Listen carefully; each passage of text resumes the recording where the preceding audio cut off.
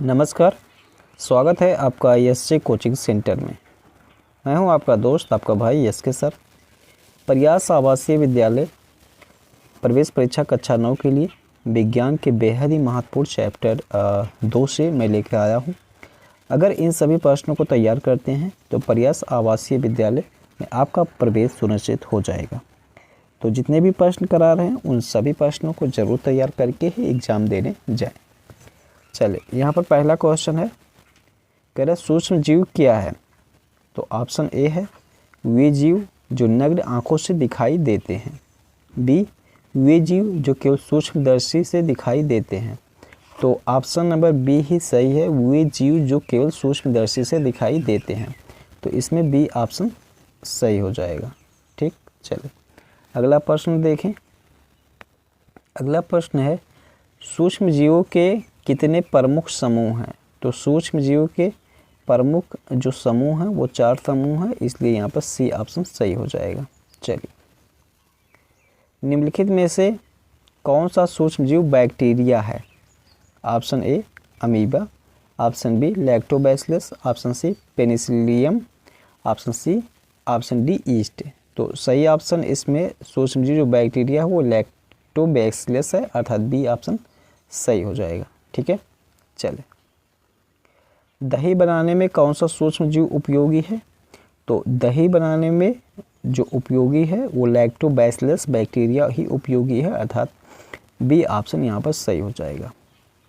Nitrogen स्थिरीकरण में कौन सा सूक्ष्म जीव मदद करता है? तो नाइट्रोजन स्थिरीकरण में जो ये होता है राइजोबियम, ये मदद करता है। ठीक है बच्चों, तो इसलिए बी ऑप्शन सही हो जाएगा। ठीक, चलें। निम्नलिखित में से कौन सा सूक्ष्म जीव एकल कोश की है? तो ऑप्शन ए शैवाल, ऑप्शन बी कवक, option C bacteria, option D protozoa. ठीक है, तो बैक्टीरिया को हिंदी में जीवाणु बोलते हैं, तो जीवाणु भी लिख के आ सकता है, तो इसमें कन्फ्यूजन नहीं होना है। ठीक है, बैक्टीरिया या जीवाणु एक ही बात है, एक ही चीज़ है। तो यहाँ पर जो सही है वो सी ऑप्शन सही है। ठीक है, बैक्टीरिया। चलिए, पेनिसिलिन नामक एंटीबायोटिक की खोज किसने की? तो पेनिसिलिन, ये बेहद ही महत्वपूर्ण क्वेश्चन है कि खोज किसने की। ठीक है, पेनिसिलिन की खोज किसने की, चेचक की टीका की खोज किसने की, ये सभी क्वेश्चन बेहद ही महत्वपूर्ण हैं, तो इसको ध्यान में रखिएगा। पेनिसिलिन की जो खोज की थी वो अलेक्जेंडर फ्लेमिंग ने की थी। ठीक है, तो इसको बार बार प्रैक्टिस करके रट लेना, याद कर लेना। ठीक है, चलिए। चेचक का टीका किसने विकसित किया?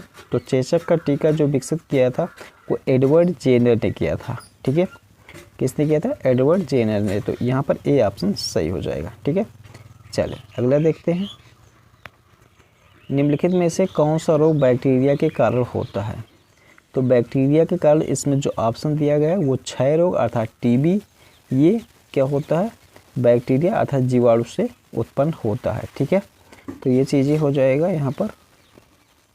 वायरस के बारे में क्या सत्य है? तो ऑप्शन इसमें पढ़ते हैं पहले, तब समझते हैं। ऑप्शन ए है वे जीवित कोशिकाओं के बाहर भी जीवित रह सकते हैं। ठीक है, ऑप्शन बी केवल जीवित कोशिका के अंदर ही जीवित रहते हैं। ठीक है, तो जो वायरस होते हैं वो जीवित कोशिकाओं के अंदर जीवित रहते हैं। ठीक है, तो इसलिए यहाँ पर बी ऑप्शन सही हो जाएगा।